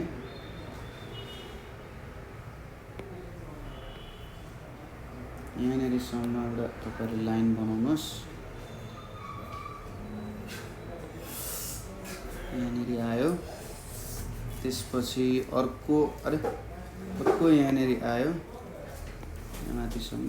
ल यसलाई यतापट्टि लाने है, यहाँसम्म आयो एउटा लाइन त साह्रै बाङ्गो भयो, ठिक छ। ल यहाँनिरसम्म आयो है, त्यसपछि यहाँनिर हामीले बनाउँ है त। ल सुरुमा हाम्रो के छ त, एचआरडी प्रोसेस, ह्युमन रिसोर्स डेभलपमेन्टको प्रोसेस के हो, त्यसपछि डिस्क्रिप्सन भनेर छ है, यो छ। अब पहिलो पोइन्टमा हामीले के लेख्नु पर्यो, सुरुमा प्लानिङ गर्नुपर्ने हुन्छ, ह्युमन रिसोर्सको प्लान बनाउनु पर्ने हुन्छ, कस्तो खालको ह्युमन रिसोर्सहरू चाहिएको छ र फ्युचरमा प्रेजेन्टमा कस्तो ह्युमन रिसोर्स चाहिएको छ र फ्युचरमा कस्तो प्रकारको ह्युमन रिसोर्सहरू चाहिएको छ, त्यसको प्लानिङ बनाउनु पर्यो। के गर्नु पर्यो, ensure present status of human resource, ठिक छ, प्रेजेन्टको ह्युमन रिसोर्सहरू चाहिँ प्रेजेन्ट गराउनु पर्यो हैन, and analysis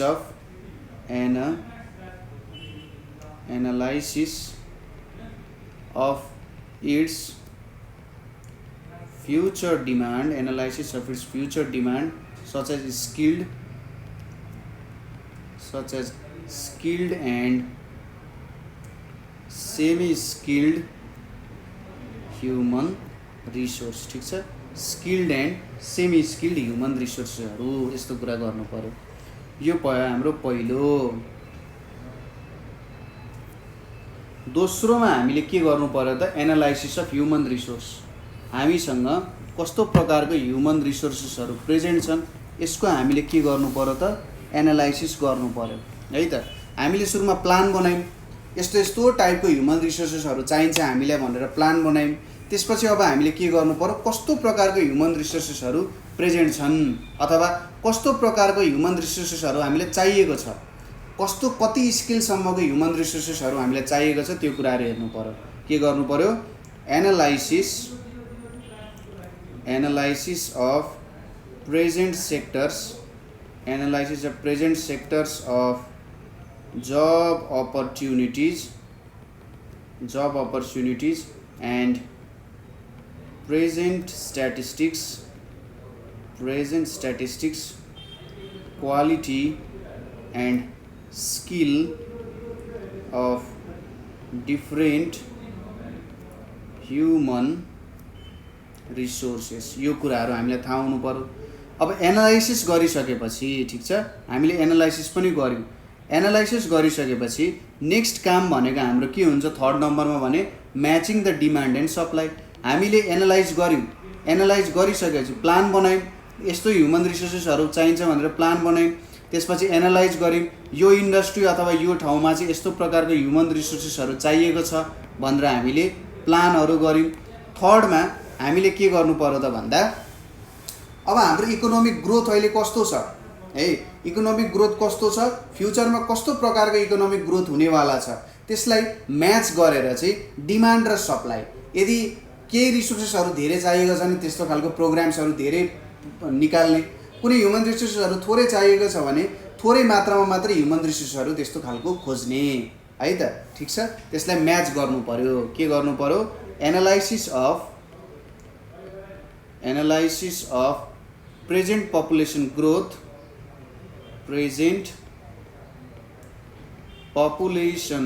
growth of the country, growth of economic activities,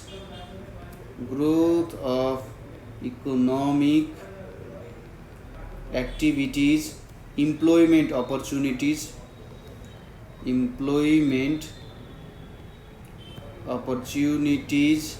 and required manpower, ठिक छ, यसको पनि एनालाइसिस गर्नु पर्यो है त। यो कुरा पनि बुझ्यो। अब अर्को छ, हामीले म्याच पनि गर्यौँ, यस्तो ठाउँमा यस्तो खालको ह्युमन रिसोर्सेसहरू चाहिने रहेछ, यो कुरा पनि हामीले पत्ता लगायौँ। यसपछि अर्को काम हामीले के गर्नु पर्ला त? अर्को काम भनेको हाम्रो चौथोमा के काम आउन जान्छ भने development of employment related programs. ठिक छ, हामीलाई थाहा भयो हामीले के गर्यौँ, सुरुमा प्लान बनायौँ। प्लान बनाएपछि यस्तो खालको प्लानहरू हुन्छ भनेर बनायौँ। त्यसपछि हामीले के गर्यौँ त? एनालाइसिस गर्यौँ, यस्तो खालको ह्युमन रिसोर्सेसहरू चाहिएको रहेछ भनेर एनालाइसिस गर्यौँ। त्यसपछि अथवा यस्तो खालको ह्युमन रिसोर्सेसहरूको निड हुन्छ भन्ने कुराहरू हामीले हेऱ्यौँ। त्यसपछि डिमान्ड कति छ, कति सप्लाई गर्नुपर्ने, कति चाहिएको छ भन्ने कुराहरू पनि हेऱ्यौँ। त्यसपछि हामीले के गर्नु पर्यो त? इम्प्लोइमेन्ट रिलेटेड प्रोग्राम्सहरू स्टार्ट गर्नु पर्यो। यस्तो खालको रिसोर्सेसहरू चाहिएको छ, यस्तो खालको मान्छेहरू हामीलाई चाहिएको छ, आउनुहोस् भन्ने। यदि उनीहरूलाई स्किल छैन भने उनीहरूलाई स्किल दिने हो, त्यस्तो खालको कामहरू गर्नुपर्छ। तर हामीले के गर्नु पर्यो? प्रोग्राम्सहरू बनाउनु पर्यो। ठिक छ, हामीले यस्तो खालको ह्युमन रिसोर्सेसहरू चाहिएको छ, ल यस्तो खालको मान्छेहरू चाहिँ आउनुहोस् भनेर हामीले भन्नु पर्यो। ठिक छ, के गर्नु पर्यो? Employment generating programs, employment generating programs and institutions have been developed to utilize human resources,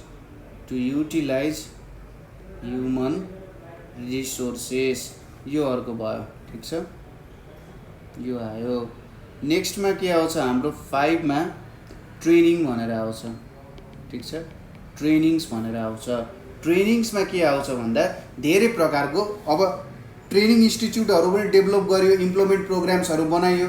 employment प्रोग्राम्सहरूमा हामीले के बनायौँ त हेर्नुहोस् त? इन्स्टिट्युसन्सहरू र प्रोग्राम्सहरू बनायौँ। अब यिनीहरूले के गर्नु पर्यो? ट्रेनिङहरू दिनु पर्यो। यो ट्रेनिङमा यिनीहरूले के दिनु पर्यो भन्दाखेरि कसरी चाहिँ काम गर्न सकिन्छ, कस्तो वर्क फ्लोमा काम गर्ने, कोलाबोरेसनहरू कसरी गर्ने, यो सबै काम दिन्छ। ठिक छ, के हुँदो रहेछ यहाँनिर? Various skill oriented trainings, various skill oriented trainings are provided to people to fulfill the human resources needed। ठिक छ, यो कुरा पनि हामीले गर्नु पर्यो। ठिक छ, यति कुराहरू हामीले बुझ्यौँ। ल ठिक छ, यो अर्को भयो है त एन्सर। तपाईँहरूले म सँगसँगै गर्नुभयो भने चाहिँ सजिलैसँग पोइन्ट वाइज लेख्न सकिहाल्नुहुन्छ। अर्को क्वेसन हेरौँ। नेक्स्ट क्वेसन हामीसँग के छ भने what is human resource management छ। ठिक छ, ह्युमन रिसोर्स म्यानेजमेन्ट भनेर छ। के हो त ह्युमन रिसोर्स म्यानेजमेन्ट भनेको? यो कुरा हामी लेखौँ है त। ह्युमन रिसोर्स म्यानेजमेन्ट भनेको के हो, यो कुरालाई एक्सप्लेन गरौँ। जस्तै तपाईँहरूले ब्याङ्क्सहरूमा पनि देख्नुहुन्छ ह्युमन रिसोर्स म्यानेजमेन्ट भनेको। ठिक छ, ह्युमन रिसोर्स म्यानेजमेन्ट भनेपछि स्किल्ड मेन पावरहरू हुन्छन्। ठिक छ, स्किल्ड मेन पावरहरू हुन्छन्। त्यो स्किल्ड मेन पावरहरूलाई चाहिँ कुन समयमा कुन ठाउँमा कसरी काम गराउने। ठिक छ, कुन समयमा कुन ठाउँमा कसरी काम गराउने ताकि उनीहरूबाट म्याक्सिमम आउटपुट आओस्, म्याक्सिमम राम्रो आउटपुट आओस्। त्यसको लागि चाहिँ जे गरिन्छ त्यो भनेको हाम्रो ह्युमन रिसोर्स म्यानेजमेन्ट अन्तर्गत पर्ने भयो। ठिक छ, के हुँदो रहेछ? ह्युमन रिसोर्स म्यानेजमेन्ट भनेको चाहिँ the process of appointing and developing employees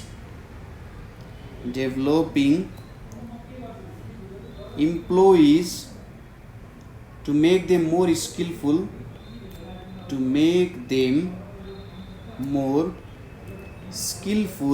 and to improve their efficiency। ठिक छ, ह्युमन रिसोर्स म्यानेजर भनेर नै आजकल भेरियस इन्स्टिट्युसन्सहरू, अर्गनाइजेसन्सहरूमा, इन्डस्ट्रिजहरूमा राखिएको हुन्छ है त। It is the regular process of an organization and country.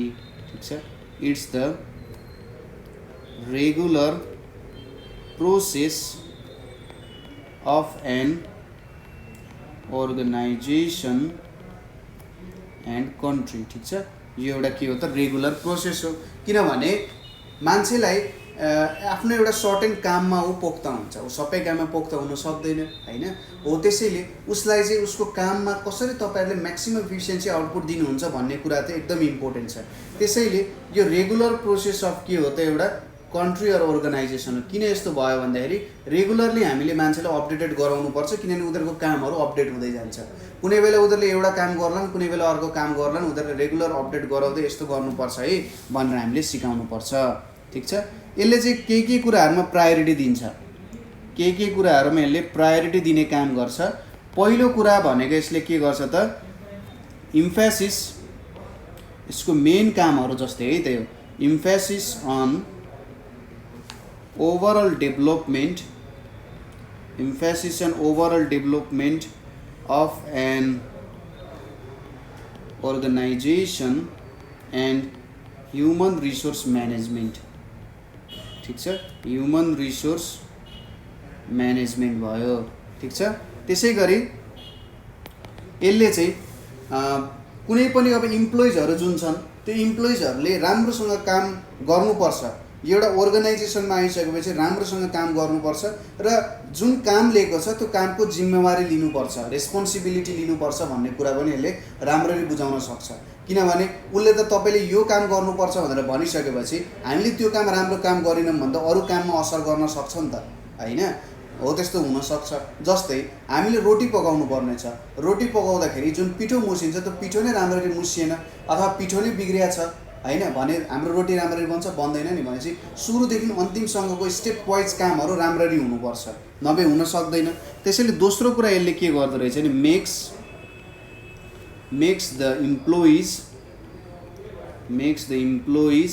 accountable towards organization, accountable towards organization भन्ने छ। ठिक छ, यो कुराहरू हुँदो रहेछ। त्यसै गरी प्रत्येकले प्रत्येक अनुसार स्किलहरू पाउँछ। जस्तै एउटा खाना पकाउने रेस्टुरेन्टमा हेरौँ हामी, कसैले सब्जी काट्ने पाउँछ होइन, हो उसलाई खाना पकाउन आउँछ तर उसले सब्जी राम्ररी काट्छ। कसैले सुपहरू बनाउँछ, उसलाई सब्जी काट्न पनि आउँछ, अरू कुरा पनि बनाउन आउँछ, तर उसले सुप बेस्ट बनाउँछ नि त। कसैले के गर्ला त खाना राम्ररी पकाउला, उसले सब्जी पनि काट्न सक्छ, सुप पनि बनाउन सक्छ, तर उसको मेन फोकस भनेको खाना राम्रो बनाउनु होइन। हो के गर्दो रहेछ ह्युमन रिसोर्स म्यानेजमेन्टले gives responsibility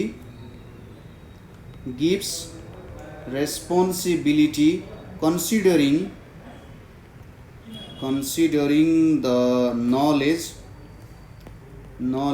skills and capability of employees। ठिक छ, यो काम यसले गर्दो रहेछ है त।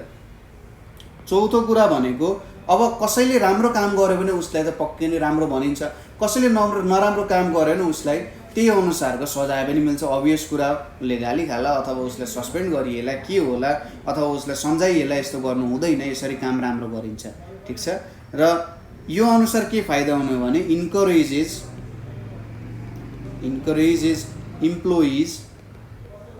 employees to perform their duties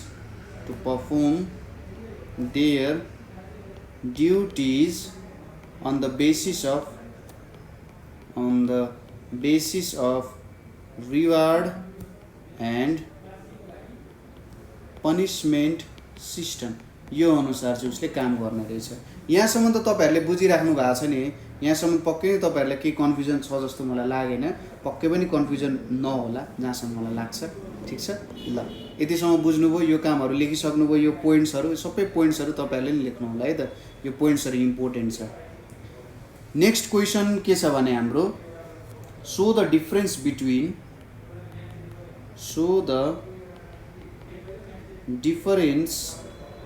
between human resource development HRD and HRM। Human resource development र के त हाम्रो ह्युमन रिसोर्स म्यानेजमेन्टको सम्बन्धी तपाईँले के लेख्नु पर्यो, डिफ्रेन्सेसहरू लेख्नु पर्यो भनेको छ। के डिफ्रेन्सेसहरू होला तपाईँले अब जेनरली यसमा 4 to 5 वटा डिफ्रेन्सेस लेख्नु भयो भने द्याट विल बी सफिसियन्ट है त। त्यति चाहिँ तपाईँले लेख्नुपर्ने हुन्छ। जस तपाईँले के बुझ्नु भएको छ त्यो कुरालाई नै बुझाउँदै तपाईँले यो पोइन्ट्सहरू चाहिँ लेख्नुपर्ने हुन्छ है त। ल यो पोइन्ट्सहरू हामी लेखौँ के कस्तो हुँदो रहेछ। यो पोइन्ट्सहरू तपाईँले आफ्नै अनुसार पनि लेख्न सक्नुहुन्छ। यतापट्टि छ एचआरडी, यतापट्टि छ एचआरएम, ह्युमन रिसोर्स डेभलपमेन्ट र ह्युमन रिसोर्स म्यानेजमेन्ट। पहिलो कुरा त यसको डेफिनेसन लेख्ने, ठिक छ। पहिलो कुरा यसको डेफिनेसन लेख्ने। फर्स्टमा यसको डेफिनेसन के छ? ह्युमन रिसोर्स डेभलपमेन्ट भनेको एउटा continuous process which develops required human resources as per the need and demand of institution, organization or country, ठिक छ। यो भयो हाम्रो ह्युमन रिसोर्स डेभलपमेन्ट। अब ह्युमन रिसोर्स म्यानेजमेन्ट भनेको के हो? Process of appointing and developing human resources to enhance their performance in organization,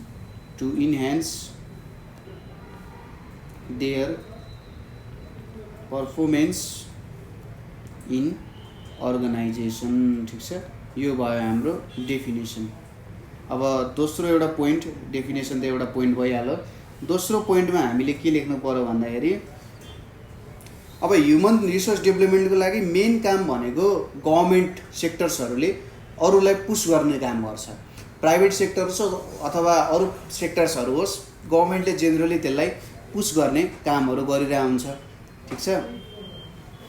यहाँनिर हामीले के लेख्न सक्छौँ भने दोस्रो पोइन्टमा ह्युमन रिसोर्स डेभलपमेन्ट भनेको इट्स अ अनगोइङ प्रोसेस, यो चलिरहेको छ, हरेक समयमा यो चलि नै रहेको हुन्छ, अनगोइङ प्रोसेस है त। ह्युमन रिसोर्स डेभलपमेन्ट भनेको कस्तो भयो त भन्दाखेरि सधैँ यो चाहिँ एउटा डेभलपिङ फेजमै हुन्छ, जहिले पनि एउटा स्ट्यान्ड पोइन्ट हुन्छ भन्ने छैन, जहिले पनि एउटा डेभलपिङ फेजमा गइरहेको हुन्छ। र ह्युमन रिसोर्स म्यानेजमेन्ट भनेको कस्तो हुन्छ भने it is a routine process. Routine भनेको एउटा सर्टेन इन्टरभल अफ टाइम पछि फेरि त्यसलाई के गरिन्छ त अपडेट गर्ने कामहरू भइरहेको नै हुन्छ। अब यसपछि यसको एउटा इक्जाम्पल हेरौँ है त। हाम्रो यसको एउटा इक्जाम्पल हेरौँ कस्तो हुन्छ। इक्जाम्पल भने सपोज कसैले प्लम्बिङ ट्रेनिङ दिन्छ भने, यसलाई थोरै एक्सप्लेन गरिदिनु होला है त। प्लम्बिङ ट्रेनिङ लिनु भनेको एउटा के हो त? प्लम्बिङ ट्रेनिङ यदि गभर्मेन्टले दिन्छ भने त्यो एउटा ह्युमन रिसोर्स डेभलपमेन्टको काम हो। त्यसै गरी यहाँ चाहिँ युटिलाइज द प्लम्बर्स। अब प्लम्बर्सहरूलाई कुन ठाउँको कुन काम दिने, कुनै प्लम्बर्सहरू धेरै स्किलफुल हुन सक्छन्, उनीहरूलाई कम्प्लेक्स कामहरू दिने, कुनै प्लम्बर्सहरू त्यति स्किल नहुन सक्छन्, तिनीहरूलाई सिम्पल कामहरूदेखि सिकाउँदै जाने हो। त्यो भनेको चाहिँ ह्युमन रिसोर्स म्यानेजमेन्ट हुन जान्छ, ठिक छ। यति कुराहरू बुझ्यौँ हामीले। ल त्यसपछि के छ त भन्दाखेरि अर्को क्वेसन छ हाम्रो, डिस्क्राइब द मेन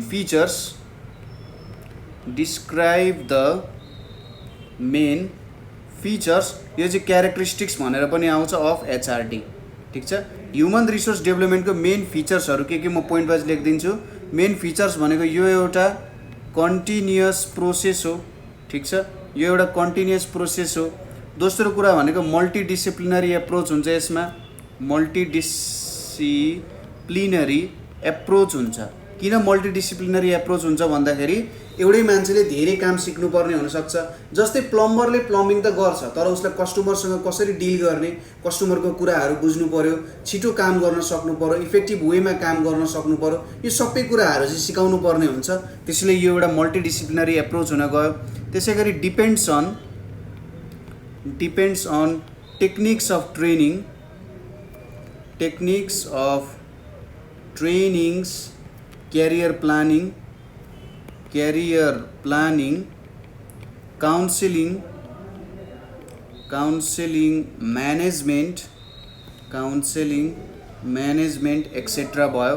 त्यसै गरी यो भनेको सिस्टमेटिक एन्ड एउटा प्लान्ड एप्रोच हो, ठिक छ। यहाँनिर हाफाजाडले केही पनि गरिँदैन, सबै कुराहरू स्टेप वाइज राम्ररी सिकाइन्छ। जसरी हाम्रो कोर्स बुक पढाइन्छ नि, सुरुमा सजिलोबाट अप्ठ्यारोतिर लगे जस्तै त्यसरी सिकाइन्छ। ठिक छ, यो कुराहरू भयो है त। अर्को हाम्रो के छ त यहाँनिर भने इम्पोर्टेन्स अफ, अर्को क्वेसनहरू के सोध्न सक्छ भने तपाईहरूलाई importance of HRM, human resource म्यानेजमेन्टको इम्पोर्टेन्सहरू के छ, पोइन्ट वाइज म यसको एन्सर लेखिदिन्छु। के हुन्छ भने focuses to recruit the produced human resources in right place. ठिक छ, ठिक ह्युमन रिसोर्सलाई, ठिक स्किल्ड मेन पावरलाई ठिक ठाउँमा राख्ने काम गर्छ। त्यसै गरी useful to supply human resource in case of need. ठिक छ, यो अर्को पोइन्ट भयो, बुझिहाल्नुहुन्छ। थर्डमा to increase or decrease employees on cost analysis basis. ठिक छ, अब कसलाई चाहिँ राख्ने, को राम्रो छ र कसले स्किलफुल्ली काम गर्छ, त्यस्तो इम्प्लोइजहरूलाई राख्ने, र जसलाई स्किल्सहरू डेभलप भएको छैन उनीहरूलाई फेरि ट्रेनिङ गरेर आउनु भन्ने हो, त्यस्तो काममा पनि यसले सहयोग पुर्याउँछ। त्यसै गरी helps to manage excess human resource. यो यसले के भन्न खोज्यो भन्दाखेरि जुन ह्युमन रिसोर्सहरू एक्सेसिभली मात्रामा प्रेजेन्ट छन्, जस्तै कुनै फ्याकल्टीमा धेरै ह्युमन रिसोर्सहरू आयो भने उनीहरूलाई चाहिँ उनीहरूको स्किल बेसिसमा पैसा दिने, स्यालेरी दिने, बजेटिङ गर्ने होइन, त्यही अनुसारको काम लाउने गर्न सकिन्छ। ठिक छ, helps to prepare skilled and semi skilled रिसोर्सेसहरू। ठिक छ, यो रिसोर्सेसहरू बनाउन पनि हेल्प गर्छ। ठिक छ, ल यसरी चाहिँ हामीले हाम्रो फर्स्ट च्याप्टर ह्युमन रिसोर्स डेभलपमेन्टको इम्पोर्टेन्ट क्वेसन्सहरू सल्भ गरेका छौँ। यहाँसम्म तपाईँहरूलाई केही प्रब्लम भयो अथवा बुझ्नु भएन भने तपाईँहरूले हामीलाई कल गर्न सक्नुहुन्छ 9849595895 मा। हामीले यो नम्बरमा वाट्सएप, भाइबर गर्न सक्नुहुन्छ। nepalonlineschool.org मा पनि हामीलाई मेसेज गर्न सक्नुहुन्छ। ठिक छ, ल यहाँसम्म पढ्दै गर्नु होला राम्ररी। हामी अरू भिडियोजहरू, सोसियलको अरू भिडियोजहरू पनि बिस्तारै लिएर आउँछौँ। यो चाहिँ हामीले धेरै एसएलसीमा सोधिएको, एसईमा सोधिएको क्वेसन्सहरू पनि सल्भ गरेका छौँ है त। ल, थ्याङ्क यू फर वाचिङ।